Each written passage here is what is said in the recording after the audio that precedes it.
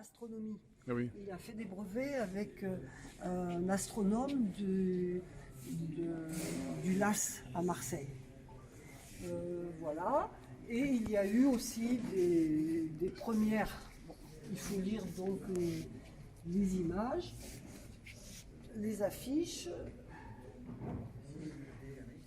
des explications un petit peu pour tout le monde. Et il y a eu aussi une attention portée à l'ergonomie de la vision des travailleurs qui travaillaient sur des objets excessivement petits. Hein. Donc c'était des visionneuses qui permettaient de voir en relief et sans lunettes. Donc ils travaillaient à partir d'un écran. Et bien sûr la PLV qui a toujours existé, qui a toujours suivi, donc publicité sur le lieu de vente. Un article c'était l'article, je ne sais plus, c'est Sciences et Avenir. Voilà.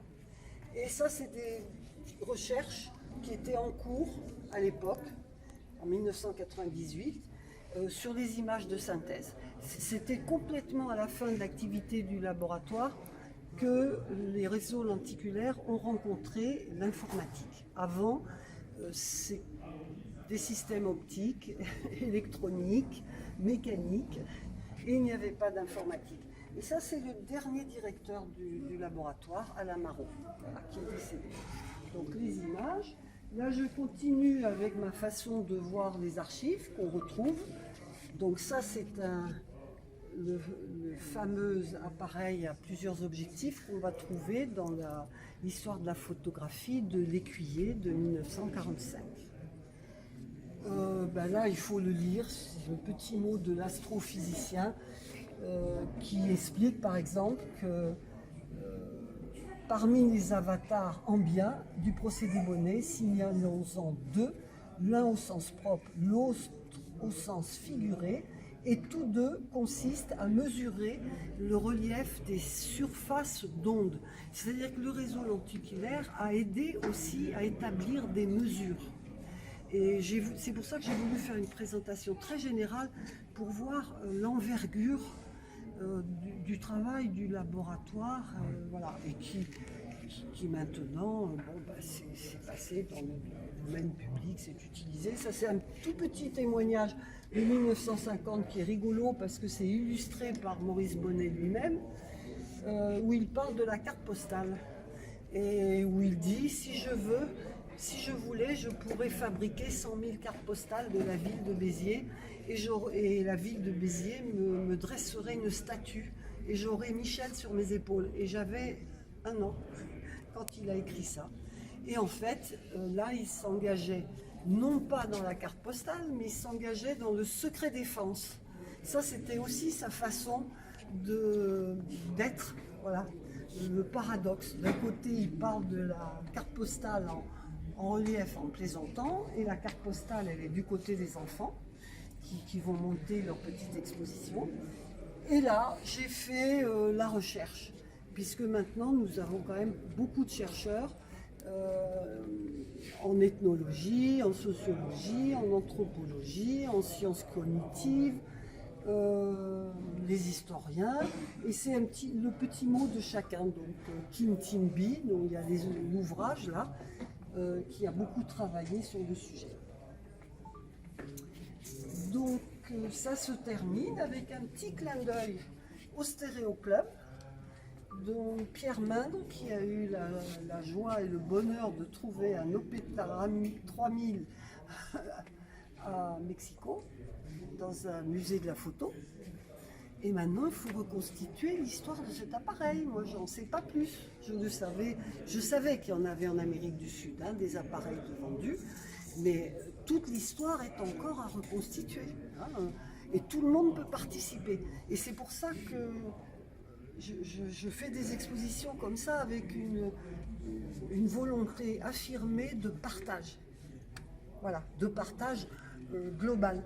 Global, donc dans le monde entier. Et là, un petit bonus, une affiche bonus sur ce qui se passe sur eBay. Il y a un OP3000 complet, en excellent état, avec tous les équipements à vendre, mais c'est quand même 100 000 dollars. 100 000 dollars et c'est à Miami. 100 000 dollars au soleil, donc. Hein. Voilà. Alors là, histoire de famille, c'est moi. Et ici, c'est l'épouse de l'inventeur. Je termine, et je demande qu'on vote aussi pour... on peut écrire sur le livre d'or, il y a un petit livre d'or. Et qu'on vote sur si on refait une édition. De quoi voulez-vous que je vous parle? Donc, vous verrez là.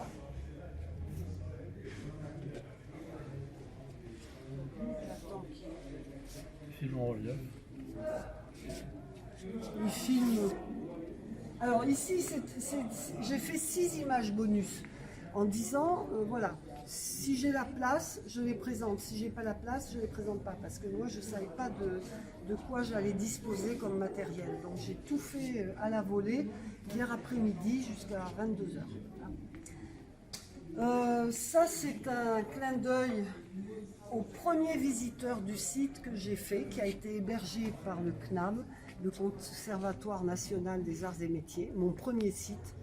Et il s'appelait déjà reliefographie.com, mais la facture, le graphisme était le graphisme du HTML1 de l'époque.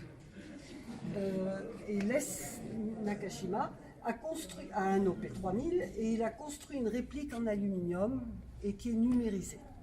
Et il travaille aux États-Unis et j'ai eu la joie et le bonheur qu'ils viennent me voir en France avec ses collègues italiens parce qu'ils travaillent en collaboration avec des Italiens pour faire des réseaux lenticulaires et des photos. Ça, c'est Harvey Prever. Donc, alors, ça, c'est une image de Les Nakashima, une PLV. Donc, il fallait bien qu'il y ait au moins une PLV parce que la publicité sur le lieu de vente, qui est du consommable. Hein. Donc, par essence, on n'en a pas beaucoup. Ça se jette. On utilise, les couleurs passent, on les casse, on les oublie, elles sont volées, détruites. On ne les a plus. Sauf s'il y a des gens bien intentionnés qui les mettent de côté. Et dans l'expo des enfants, nous allons voir plein d'objets comme ça qui sont en fait des rebuts donc Les Nakashima, qui existe toujours et qui a une société aux États-Unis.